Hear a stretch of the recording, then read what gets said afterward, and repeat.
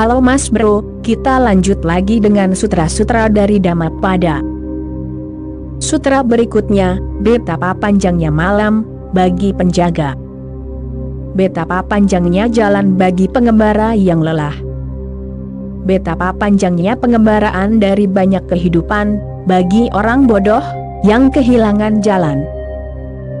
Malam sangat panjang bagi penjaga. Mengapa? Dia tidak bisa bersantai, dia harus menjaga dirinya tetap terjaga. Itu adalah perjuangan, dia harus menjaga dirinya tetap terjaga melawan alam, karena malam dimaksudkan untuk bersantai, beristirahat, dan tidur. Dia melawan alam, begitu juga orang bodoh. Orang bodoh terus melawan alam. Dia mencoba berenang melawan arus, maka penderitaannya panjang, sangat panjang. Ia melipat gandakannya 1000 kali lipat, karena ia tidak bisa melepaskan, ia tidak bisa bersantai. Indikasi pertama dari pikiran yang bodoh adalah bahwa ia tidak bisa bersantai, ia selalu tegang, ia selalu waspada, ia selalu takut. Betapa lamanya malam bagi penjaga. Tidaklah begitu lama bagi mereka yang sedang beristirahat, bersantai, dan telah tertidur lelap. Malam berlalu begitu cepat. Hanya sesaat dirimu terjaga, lalu dirimu tertidur, dan saat berikutnya dirimu terjaga, pagi pun tiba. Dirimu tidak percaya malam telah berlalu begitu cepat. Karena jika dirimu benar-benar beristirahat, semakin tenang dirimu beristirahat, semakin cepat malam berlalu. Jika istirahatmu total, waktu akan menghilang. Ini adalah sesuatu yang harus dipahami. Waktu adalah fenomena psikologis. Aku tidak berbicara tentang waktu yang dirimu lihat di jam, aku berbicara tentang waktu psikologis. Ketika dirimu bahagia, santai, damai, waktu berlalu cepat. Ketika dirimu kesakitan, sengsara, sedih, waktu berjalan sangat lambat, tampaknya tak berujung. Pernahkah dirimu duduk di samping orang yang sekarat di malam hari?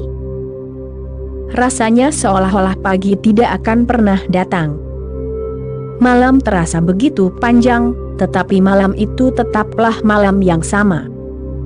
Di malam yang sama, dirimu bisa duduk bersama kekasihmu, dan waktu berlalu begitu cepat, sehingga dirimu tidak bisa mempercayainya. Karena dirimu bahagia, rileks, menikmati, dan bergerak mengikuti alam, bukan melawan. Cinta berarti menyerah, cinta berarti bersantai. Albert Einstein ditanya berulang kali dalam hidupnya, apa teori relativitas? Itu adalah teori yang rumit, dan tidak bisa dijelaskan dengan mudah, kepada orang-orang yang tidak memahami matematika tingkat tinggi. Bahkan, dikatakan bahwa hanya 12 orang di seluruh bumi, yang memahami dengan tepat, apa yang dimaksud Einstein dengan teori relativitas. Bagaimana ia bisa menjelaskannya kepada orang awam? Jadi dia membuat penjelasan yang indah ini. Dia berkata, duduklah di atas tungku panas, dan kemudian 1 detik terasa seperti keabadian, tanpa akhir, panas sekali, sangat menyakitkan. Dan kemudian pegang tangan kekasihmu, dan duduklah di sisinya di tepi sungai pada malam bulan purnama, dan jam-jam berlalu seperti hanya sesaat. Ini, katanya, adalah teori relativitas. Semuanya tergantung pada dirimu, pada kondisi psikologismu. Waktu bukanlah fenomena fisik dan material, melainkan psikologis. Oleh karena itu, pada meditasi yang mendalam, waktu menghilang sepenuhnya. Dan ini bukanlah sesuatu yang baru, para mistikus telah mengetahuinya selama berabad-abad. Semua mistikus dari semua negara mengatakan bahwa waktu berhenti ketika meditasi benar-benar dimulai. Yesus ditanya oleh seseorang, "Kamu berbicara begitu banyak tentang kerajaan Tuhan, apa yang akan sangat istimewa tentangnya?" sesuatu yang sama sekali tidak kita ketahui? Ceritakan kepada kami sesuatu tentang kerajaan Tuhan yang akan sangat istimewa. Dan tahukah dirimu apa yang dia katakan? Jawaban yang sangat aneh, dia berkata, tidak akan ada lagi waktu.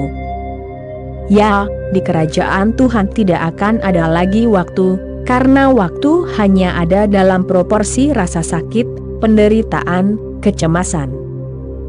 Jika semua kecemasan, semua rasa sakit, semua mimpi buruk lenyap, waktu pun lenyap. Waktu adalah fenomena pikiran, jika tidak ada pikiran, tidak ada waktu. Dan dirimu juga mengetahuinya. Relativitas ini telah dirimu rasakan. Dan kita masih berada di tengah dunia.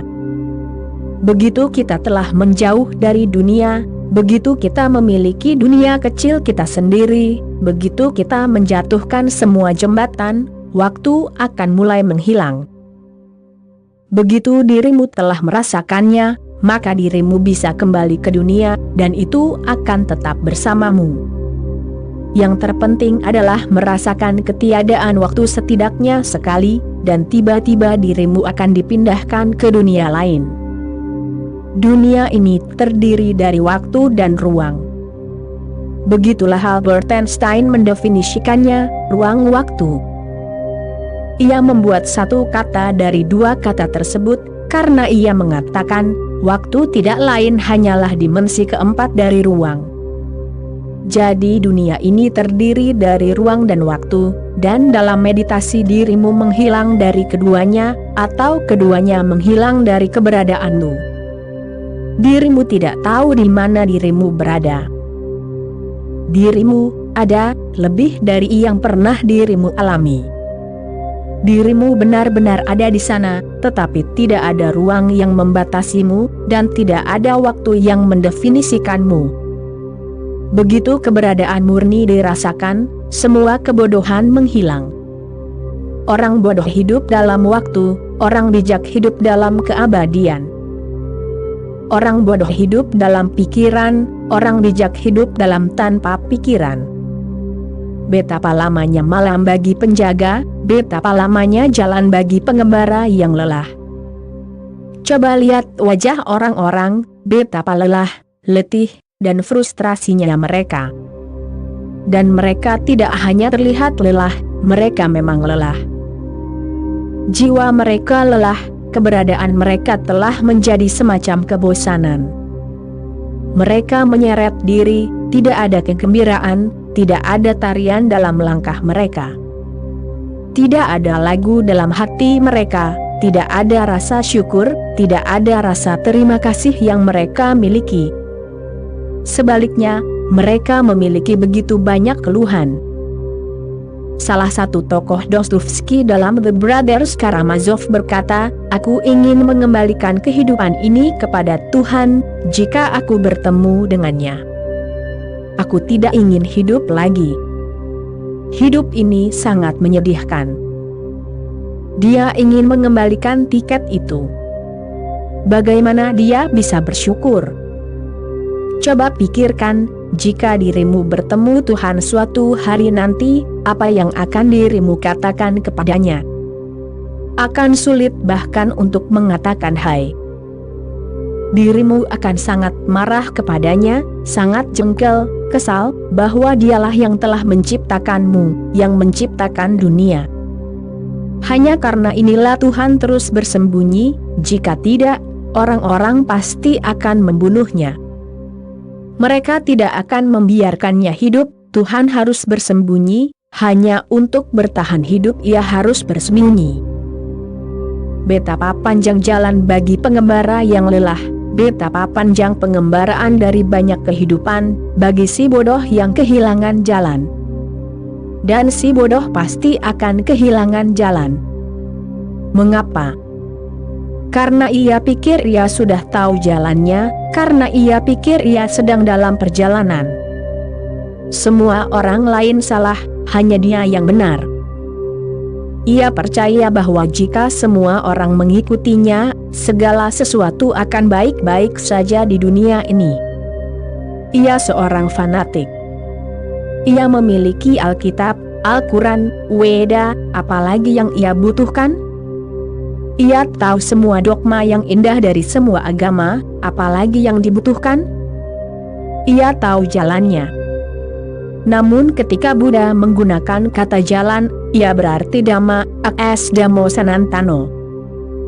Itu berarti jalan yang membawa dirimu keluar dari egomu, jalan yang membawa dirimu keluar dari pikiranmu, jalan yang membawa dirimu keluar dari identitasmu, jalan yang membuatmu menjadi kekosongan mutlak, jalan yang membantumu untuk larut ke dalam keseluruhan.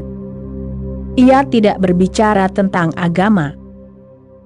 Ia tidak berbicara tentang apa yang disebut teknik, perangkat, metode. Ketika ia menggunakan kata jalan, ia memaksudkan persis apa yang dimaksud Lao Tzu dengan Tao. Tao secara tepat berarti jalan. Jalan menuju apa? Jalan untuk melampaui dirimu sendiri, jalan yang menuntunmu keluar dari keadaanmu yang terkurung dan terpenjara, menuju tempat yang terbuka. Betapa lamanya pengembaraan dari banyak kehidupan. Dan itu benar-benar pengembaraan yang sangat, amat panjang. Bukan pengembaraan satu hari, atau satu kehidupan, melainkan pengembaraan dari banyak kehidupan, pengembaraan jutaan kehidupan. Dan jika orang-orang lelah, itu tidak mengherankan. Jika mata mereka tampak penuh debu, itu tidak mengherankan.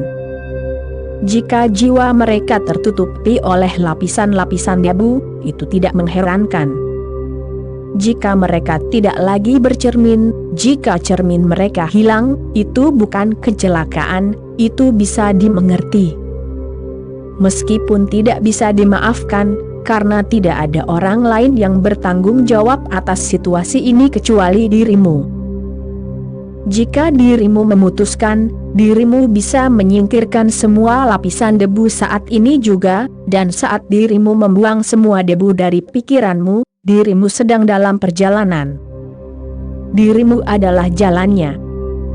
Yesus berkata, "Akulah jalannya, akulah kebenaran, akulah pintunya." Umat Kristen terus menafsirkannya, seolah-olah Yesus adalah jalannya. Itu tidak benar, itu sama sekali memalsukan Yesus. Ketika Yesus berkata, "Akulah jalannya," ia berkata, barang siapa bisa berkata akulah, disitulah jalannya. Ia tidak berbicara tentang Yesus, putra Yusuf dan Maria. Ia berbicara tentang keakuan ini. Saat itu, dalam meditasi hening yang mendalam, dirimu menemukan keakuan ini, dirimu adalah jalannya. Ini bukan masalah menjadi seorang Kristen. Ini bukan apa yang terus dikatakan umat Kristen kepada seluruh dunia, kecuali dirimu datang kepada Yesus, dirimu tidak akan menemukan jalan menuju Tuhan. Itu omong kosong belaka, karena Buddha telah menemukan, tanpa menjadi seorang Kristen. Muhammad telah menemukan, tanpa menjadi seorang Kristen. Mahavira telah menemukan, dan Krishna telah menemukan, dan Lao Tzu telah menemukan, dan banyak yang telah menemukan, tanpa menjadi seorang Kristen.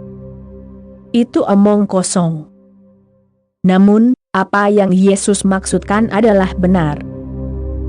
Ada sebuah cerita tentang apa yang Musa tanyakan kepada Tuhan ketika ia bertemu dengannya. Itu adalah sebuah cerita yang indah. Tetapi ingatlah, itu adalah sebuah cerita, bukan sejarah. Sejarah adalah hal yang sangat biasa. Sejarah terdiri dari Tamerlane, Genghis Khan, Adolf Hitler, Joseph Stalin, dan Mao Zedong. Sejarah adalah hal yang sangat biasa. Sejarah terdiri dari semua hal yang buruk. Cerita ini bukanlah sejarah, melainkan sebuah perumpamaan, sebuah metafora, dengan puisi dan keindahan yang luar biasa. Dikatakan bahwa ketika Musa bertemu dengan Tuhan, ia bertanya, "Siapakah engkau?" Dan Tuhan dilaporkan telah berkata, "Aku adalah Aku." Itulah yang Yesus maksudkan ketika ia berkata, "Akulah jalan." Jika dirimu bisa merasakan keberadaanmu sendiri, keberadaan dirimu sendiri, dirimu akan menemukan jalannya. Orang bodoh tidak bisa menemukannya. Ia terus hidup dalam keinginan yang sama, dalam pikiran bodoh yang sama, dalam ingatan yang sama. Orang bodoh itu repetitif, ia hanya mengulang apa yang ia ketahui. Ia tidak pernah berusaha untuk melampaui pengetahuannya. Dan kebenaran tidak diketahui. Perhatikan saja pikiranmu, maka dirimu akan mampu memahami apa yang aku coba sampaikan kepadamu. Pikiranmu repetitif. Pikiranmu berkata, "Kemarin makanannya sangat enak, mari kita pergi ke hotel yang sama lagi, kemarin orang itu sangat ramah, mari kita temui dia lagi." Pikiranmu ingin mengulang hari kemarin, dan pikiranmu tidak membiarkan hari ini memiliki keberadaannya sendiri. Pikiranmu bahkan tidak membiarkan hari esok memiliki keberadaannya sendiri. Karena hari esok juga, pikiranmu memiliki rencana untuk mengulang apa yang telah diketahuinya di masa lalu.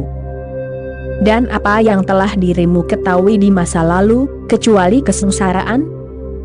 Namun, dirimu telah terbiasa dengannya, dan dirimu terus mengulanginya. Orang bodoh itu repetitif, orang bijak menjalani setiap momen dengan cara yang baru. Pikiran si bodoh terus-menerus melakukan hal yang sama, berulang-ulang. Pikiran si bodoh adalah lingkaran setan, ia bergerak dalam lingkaran. Orang bijak sama sekali tidak repetitif. Ia menjalani setiap momen dengan baru, ia terlahir kembali setiap momen. Ia mati terhadap masa lalu di setiap momen, dan terlahir kembali. Seluruh hidup orang bijak adalah proses kelahiran kembali. Orang bijak tidak dilahirkan sekali, ia dilahirkan setiap saat, lagi dan lagi. Yang lama tidak pernah menguasainya. Namun orang bodoh dilahirkan hanya sekali, dan kemudian ia terus mengulang. Jika dirimu terus mengulang, dirimu akan kehilangan jalan, karena ketakberdayaanmu, keberadaanmu, benar-benar segar dan selalu baru. Ia tidak pernah tua. Pikiran menjadi tua, tubuh menjadi tua, tetapi keberadaan tidak mengenal waktu. Bagaimana ia bisa menjadi tua? Ia selalu muda, ia selalu awet muda. Ia segar seperti embun di bawah sinar matahari pagi, ia segar seperti daun teratai di danau. Sutra berikutnya, jika pengembara tidak bisa menemukan master atau teman untuk pergi bersamanya, biarkan ia bepergian sendiri daripada ditemani orang bodoh. Hal terbaik adalah menemukan master, karena master adalah teman terbaik yang mungkin ada. Oleh karena itu Buddha berkata master atau teman. Jika pengembara tidak bisa menemukan master atau teman untuk pergi bersamanya, biarkan ia bepergian sendiri daripada ditemani orang bodoh. Namun hindari orang bodoh. Dan itulah yang tidak pernah dirimu lakukan. Dirimu mengumpulkan orang-orang bodoh di sekitarmu. Ada rahasia di dalamnya, yaitu ketika dirimu dikelilingi oleh orang-orang bodoh, dirimu tampak lebih unggul. Hal itu sangat memuaskan ego. Karenanya tidak ada yang mau hidup dengan seseorang yang lebih unggul. Orang-orang ingin hidup dengan orang-orang yang lebih rendah. Karena orang-orang yang lebih rendah memberimu gagasan bahwa dirimu hebat. Untuk bisa bersama seorang master, dirimu harus membuang ide bahwa dirimu hebat. Dirimu harus membuang semua sampah itu. Dirimu harus membuang seluruh egomu. Dirimu harus berserah diri. Dirimu harus larut dalam Sang Master. Oleh karena itu orang-orang menghindari seorang Master. Berapa banyak orang yang pergi kepada Yesus? Sangat sedikit, mereka bisa dihitung dengan jari. Berapa banyak orang yang pergi kepada Buddha? Sangat sedikit. Ini selalu terjadi. Tetapi orang-orang sangat senang pergi ke klub Rotary. Rasanya sangat menyenangkan ketika dirimu dikelilingi oleh orang-orang bodoh. Rasanya sangat menyenangkan, semua orang bodoh berpakaian rapi, dan setiap orang bodoh merasa lebih baik daripada yang lain. Dan setiap orang bodoh membanggakan dirinya sendiri. Dan setiap orang bodoh didukung oleh orang-orang bodoh lainnya. Orang-orang senang berada di tengah keramaian. Karena di tengah keramaian, dirimu bisa melupakan rasa rendah dirimu. Itulah sebabnya orang tidak meninggalkan keramaian. Kerumunan yang satu adalah umat Hindu, yang lain adalah umat Islam, yang ketiga adalah umat Kristen, dan seterusnya. Tidak seorang pun ingin meninggalkan keramaian. Dan bahkan jika terkadang orang meninggalkan satu kerumunan, mereka segera bergabung dengan yang lain. Mereka entah bagaimana melarikan diri dari satu penjara hanya untuk masuk ke penjara lain karena mereka tidak bisa hidup sendiri. Buddha berkata lebih baik hidup sendiri daripada bersama orang bodoh. Jika dirimu bisa menemukan master atau teman, bagus. Jika tidak, maka lebih baik menyendiri. Tentu saja, akan sulit untuk menyendiri. Akan sulit karena orang banyak akan menciptakan begitu banyak kesulitan bagimu. Orang banyak tidak mencintai individu, mereka tidak ingin siapapun menjadi mandiri. Mereka ingin semua orang bergantung pada orang banyak. Mereka akan menciptakan masalah bagimu. Namun semua masalah itu membersihkan, semua masalah itu adalah tantangan. Semua itu mengasah kecerdasanmu dan akan membuat dirimu bijak. Oke Mas Bro, itulah kutipan kali ini, kita sambung lagi nanti. Terima kasih.